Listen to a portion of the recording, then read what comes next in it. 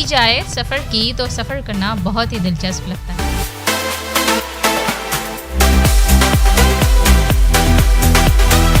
تو آئیں چلیں سفر کی شروعات کرتے ہیں حیدرآباد سے ہنزا کی طرف۔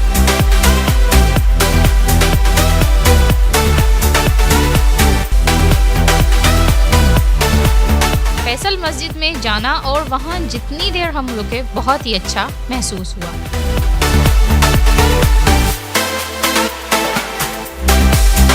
بدی الجمال اور شہزادہ سیف الملوک کی محبت کی گواہ جھیل سیف الملوک،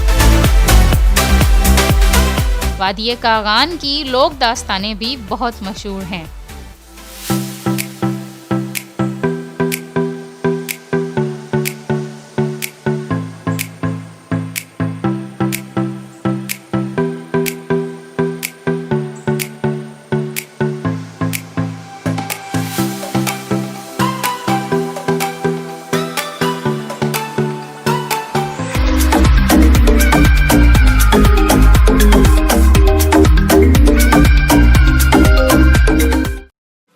پروین شاکر نے کہا تھا کہ حسن کو سمجھنے کے لیے ایک عمر چاہیے جانا، بس ایسے ہی ان نظاروں سے لطف لینے کو کچھ وقت درکار ہوا کرتا ہے۔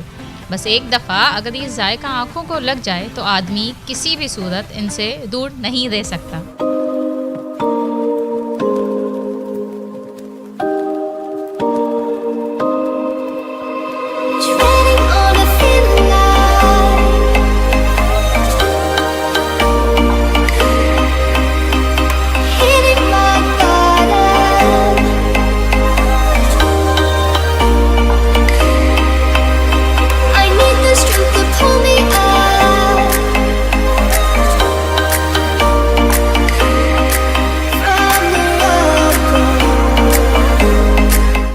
بات کی جائے سفر کی تو سفر کرنا بہت ہی دلچسپ لگتا ہے جب آپ پاکستان کے خوبصورت علاقوں کی سیر کریں۔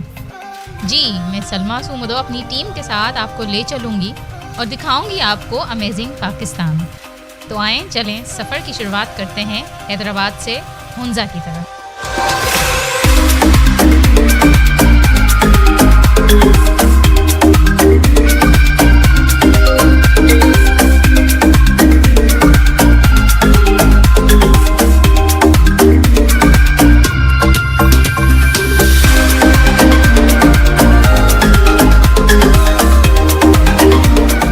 اسلام آباد جاتے ہوئے تو ہم بہت ایکسائٹڈ تھے کہ ان علاقوں اور منظروں کے بارے میں جن کے بارے میں صرف ہم نے سنا تھا ہم اپنی آنکھوں سے دیکھ پائیں گے۔ 17 گھنٹے کی طویل مسافت کے بعد جب ہم پہنچ گئے اسلام آباد میں تو ہم نے سوچا تھوڑا آرام کر لیں اور اس کے بعد اپنے سفر اسلام آباد کی سیر کو چلیں۔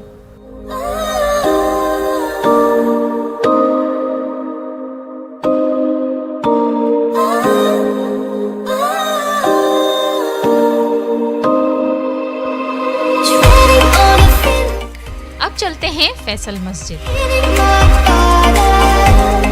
فیصل مسجد سعودی عرب کے کنگ عبدالعزیز نے بنوائی۔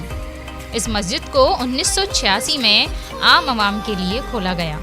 فیصل مسجد میں بیک وقت 3 لاکھ افراد نماز ادا کر سکتے ہیں۔ یہی نہیں بلکہ مسجد کی بناوٹ انتہائی شاندار اور دلکش ہے۔ اس مسجد کا آرکیٹیکچر دوسری تمام مساجد سے مختلف ہے اور اسی وجہ سے یہ مسجد سیاحوں کی توجہ کا مرکز بھی ہے۔ یہاں نہ صرف پاکستان بلکہ بیرون ملک سے آنے والے سیاح جب اسلام آباد آتے ہیں تو فیصل مسجد کی سیر ضرور کرتے ہیں۔ فیصل مسجد جانا ہو تو صبح جلدی یا شام کے وقت جائیں کیونکہ سفید پتھر کی تپش آپ کے پاؤں لال کر دے گی۔ یہی میرے ساتھ بھی ہوا۔ فرش پر چلنا نامناسب تھا، تبھی میں نے اپنی بھلائی اسی میں سوچی کہ کیوں نہ گرم فرش سے دور کہیں ٹھنڈی چھاؤں کا سہارا لیا جائے۔ خیر فیصل مسجد میں جانا اور وہاں جتنی دیر ہم رکے بہت ہی اچھا محسوس ہوا۔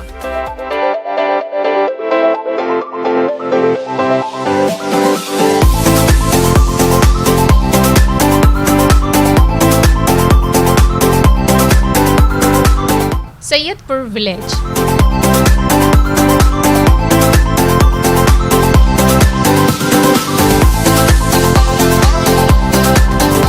فیصل مسجد کے بعد ہم نکلے اپنی دوسری منزل کی جانب یعنی سید پور ولیج۔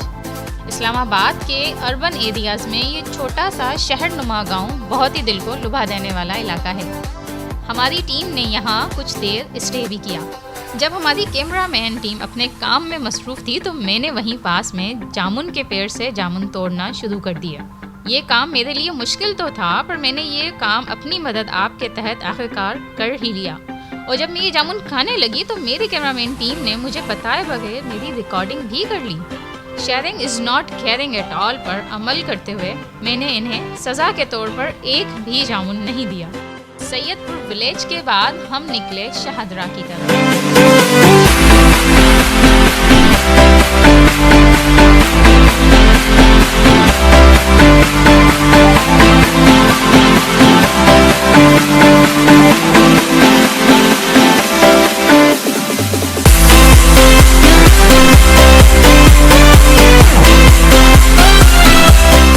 شہادرہ پکنک پوائنٹ پیر سہاوا کے پچھلی طرف 7.5 کلومیٹر کے فاصلے پر لنک روڈ سے کنیکٹڈ ہے۔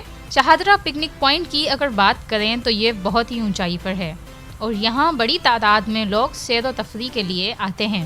یہاں مختلف کھانے پینے کے بہت ہی عمدہ ریسٹورانٹس بھی موجود ہیں، جہاں آپ اپنی فیملی کے ساتھ ٹھنڈے پانی کے بیچ میں خوب انجوائے کرنے کے ساتھ ساتھ کھانے کا مزہ بھی لے سکتے ہیں۔ شہادرہ کا راستہ تمام راستوں سے پیارا ہے۔ شہادرہ کے راستے زگ زیگ کرتے ہوئے ایک منفرد مقام پر لے گئے۔ یہاں گاڑی ڈرائیو کرنا یقیناً ایک آرٹ ہے، البتہ وہ الگ بات ہے کہ یہ زگ زیگ روڈ کی وجہ سے آپ کا سر گاڑی کے دونوں اطراف میں لگنے کی وجہ سے گٹھانیں بن جاتی ہیں۔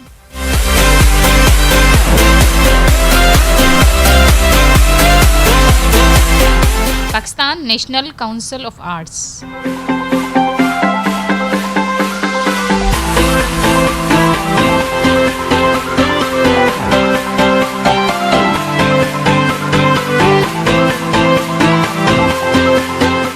Pakistan National Council of arts 1973 کے پارلیمنٹ ایکٹ کے تحت بنایا گیا، جس کا مقصد پاکستان کے فنون لطیفہ، arts, movies, culture, music, paintings, visual arts, performing arts, pictorial exhibition اور ہسٹری کو آنے والی جنریشنز تک پہنچانا ہے۔ یہاں کی ڈائریکٹر جنرل فوزیہ سعید ہیں، جبکہ مشہور آرٹسٹ جمال شاہ یہاں کے چیئرمین ہیں۔ Pakistan National Council of Arts اس لیے بھی مجھے زیادہ پسند آیا کیونکہ ہم شدید دھوپ سے تھوڑے ٹھنڈے ماحول میں داخل ہوئے۔ یہاں بظاہر تو خاموشی تھی، پر یہاں آرٹس اور مجسموں کی اپنی زبان اور تاریخ تھی، اور ویسے بھی ان کی زبان سمجھنے کے لیے خاموشی اور سکون درکار تھا۔ پاکستان آرٹس کونسل میں نصب 4 مجسمے بہت ہی نفاست سے بنائے گئے تھے، اور یہاں پہنچ کر یوں لگ رہا تھا کہ یہ جگہ پڑھائی کے لیے مناسب ہے۔